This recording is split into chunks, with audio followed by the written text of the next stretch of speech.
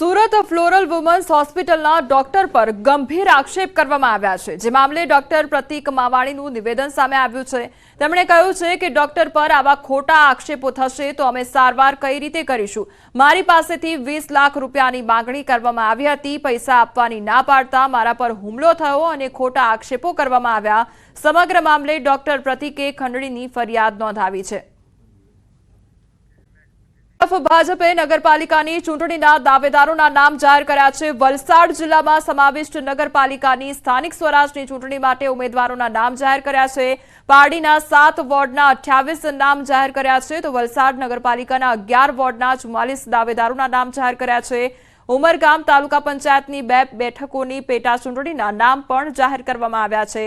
સાથે જ કપરાડા તાલુકા પંચાયતની ખાલી પડેલી બેઠકના નામ જાહેર કર્યા છે।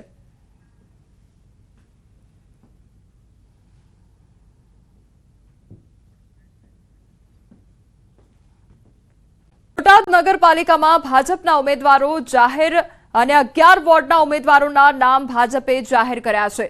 રાણપુર તાલુકા પંચાયતની બેઠકના નામ જાહેર કરવામાં આવ્યા છે। ગઢડા નગરપાલિકાના 7 વોર્ડના નામ જાહેર કરવામાં આવ્યા છે।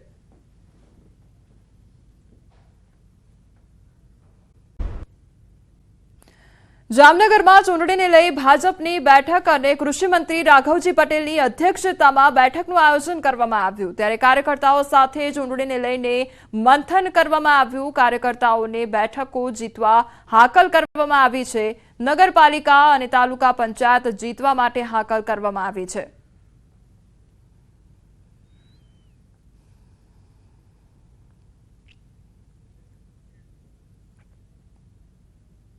સ્થાનિક સ્વરાજ્યની ચૂંટણીને લઈને ભાજપમાં પણ હવે બેઠકોનો ધમધમાટ શરૂ થયો છે। ત્યારે ખાસ મોટા નેતાઓ છે, મંત્રીઓ છે, તે પણ ક્લાસ લઈ રહ્યા છે। જામનગર જિલ્લા ભાજપ કાર્યાલય ખાતે જે પ્રકારના દ્રશ્ય આપી રહ્યા છો, કૃષિ મંત્રી અને જિલ્લા ભાજપના હોદ્દેદારો છે એ ઉમેદવારો અને જે વાંચુઓ હોય છે તે તમામની અહીં મીટિંગ પણ કરી રહ્યા છે। ખાસ કરીને કૃષિ મંત્રી પણ હાલ જામનગર ખાતે પહોંચ્યા છે। તેમની સાથે સીધી વાત કરીશું। રાઘવજીભાઈ, જે પ્રકારે સ્થાનિક સ્વરાજ્યની ચૂંટણી, નગરપાલિકા અને તાલુકા પંચાયતની ચૂંટણી અને અકસ્માત બાદ સૌપ્રથમ જામનગર આવ્યા છો, શું કહેશો? જામનગર જિલ્લામાં સ્થાનિક સ્વરાજ્યની ચૂંટણીઓમાં 3 નગરપાલિકાની અને તાલુકા પંચાયત 2 તાલુકાની 2 બેઠકોની પેટા ચૂંટણીઓ આવી છે અને એના માટે ભારતીય જનતા પાર્ટી સંપૂર્ણ સજ્જ છે। અમને પૂરો વિશ્વાસ છે કે 3 નગરપાલિકાઓ અને તાલુકા પંચાયતની બંને બેઠકો ભારતીય જનતા પાર્ટી ભારે બહુમતીથી વિજયી થશે।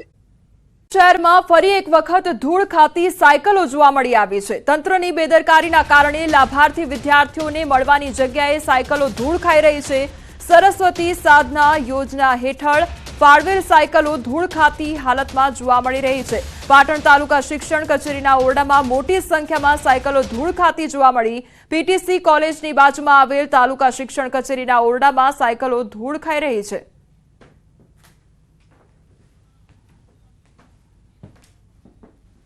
પીટીસી કોલેજની બાજુમાં છેલ્લા ઘણા સમયથી સરસ્વતી સાધના યોજના હેઠળ ગરીબ અને મધ્યમ વર્ગના લાભાર્થીઓને આપવાની સાયકલો ધૂળ ખાઈ રહી છે અને ભંગાર થતી નજરે પડી રહી છે।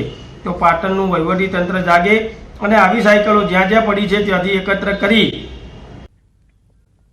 આ તરફ સુરેન્દ્રનગરની જો વાત કરવામાં આવે તો ત્યાં આગળ પણ ખેડૂતો દ્વારા વિરોધ કરવામાં આવી રહ્યો છે। જે સમસ્યાઓનો સામનો સતત ખેડૂતો કરી રહ્યા છે તેના કારણે 3 થી 4 ગામના ખેડૂતો વિરોધ નોંધાવી રહ્યા છે। વીજ પોલ નાખતા પાકને મોટા પાયે નુકસાન થઈ રહ્યું છે તો ખાનગી કંપની ખેડૂતોને વળતર આપે તેવી માંગ કરી રહ્યા છે। સુરેન્દ્રનગરના લીંબડી તાલુકાના ખેડૂતોએ વીજ લાઇન નાખવાની કામગીરીનો વિરોધ નોંધાવ્યો છે। ખાનગી કંપની દ્વારા વીજ લાઇન અને વીજ પોલ નાખવાની કામગીરીને લઈ ખેડૂતોએ વિરોધ નોંધાવ્યો છે। ખેડૂતોના જણાવ્યા પ્રમાણે તેમને કોઈ પણ જાણ કર્યા વગર વીજ પોલ નાખવામાં આવી રહ્યા છે। આ કામગીરીથી પાકને મોટા પાયે નુકસાન થતા ખેડૂતોમાં રોષ ફેલાયો છે। ત્યારે ખેડૂતોને પૂરતું વળતર ચૂકવવામાં આવે તેવી માંગ સાથે ઘનશ્યામપુર, જનશાળી, બળોલ સહિતના ગામોના ખેડૂતોએ વિરોધ પ્રદર્શન કર્યું છે।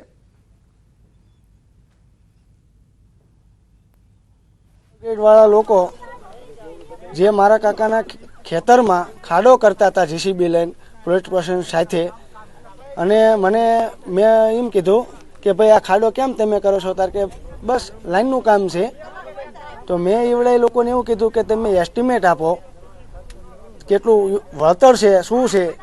કોઈ વળતર નહીં, કાંઈ નહીં, ખેડૂતોને નહીં કંઈ પૂછવાનું અને સીધા જ ખાડા કરવા માંડ્યા. વળતર તો એમને ચૂકવવું પડે ને, વળતર આપ્યા વગર તો એમને કામ ન કરાય ને. શું માંગ છે તમારી? અમને આનું વળતર આપે પૂરેપૂરું, અમારું નુકસાન હોય. લાલ ટામેટાએ ખેડૂતોને રાતા પાણીએ રોવડાવ્યા છે. ટામેટાના ભાવ તળિયે બેસી જતા ઢોરને ખવડાવ્યા હતા ટામેટા. તો કચ્છના નખત્રાણાના ખેડૂતો પરેશાન થયા છે. 2 થી 3 રૂપિયા કિલોના ભાવ બોલાતા નારાજ જોવા મળી રહ્યા છે. 100 રૂપિયે કિલો વેચાતા ટામેટાના ભાવ 2 રૂપિયા થઈ ગયા છે.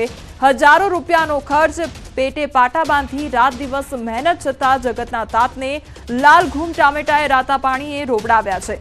2 મહિના પહેલા આ જ લાલ ટામેટાના 100 રૂપિયા આસપાસ ભાવ બોલાતા હતા, જ્યારે આજે એ જ ટામેટાને 2 મહિનામાં 2 થી 3 રૂપિયા પ્રતિ કિલો બોલાઈ રહ્યા છે ભાવ. ખેડૂતોમાં ભારે રોષ સાથે ચિંતા જોવા મળી રહી છે અને પોકારીને કહી રહ્યા છે કે અમારી મહેનત તો ભગવાન ભરોસે, પણ અમે જે ખર્ચ કર્યો તેના પ્રમાણે પણ ભાવ નથી મળી રહ્યો. સુરતના સચિન સ્લમ બોર્ડ વિસ્તારમાં લૂંટ ચલાવનાર 3 શખ્સો ઝડપાયા છે. 3 માથાભારે શખ્સોએ તાજેતરમાં અલગ 2 લોકો પાસેથી ચપ્પુની અણીએ સોનાની ચેન અને મોબાઈલની લૂંટ ચલાવી હતી.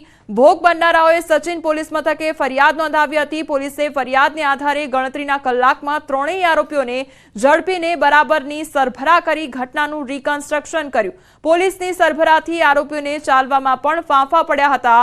ઝડપાયેલા આરોપીઓ ગુનાહિત ઇતિહાસ ધરાવે છે.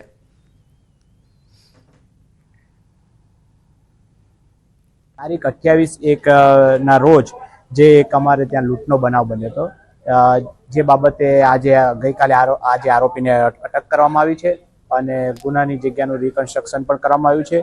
અને એના પાછળના જે ગુનાહિત ઇતિહાસ છે એ જોતા ભવિષ્યમાં એના વિરુદ્ધ અટકાયતી પગલાં પણ લેવામાં આવશે. કિનારના અરણેજ ગામે બંધ મકાનમાં ચોરી કરવામાં આવી. ઘરના સભ્યો બહાર જતા બંધ મકાનમાંથી 8 થી 10 તોલા સોનું તેમજ રોકડની ચોરી કરવામાં આવી હતી. તસ્કરો સોનું તેમજ રોકડની ચોરી કરી ફરાર થઈ ગયા હતા. પોલીસે તસ્કરોને ઝડપવા તજવીજ હાથ ધરી છે.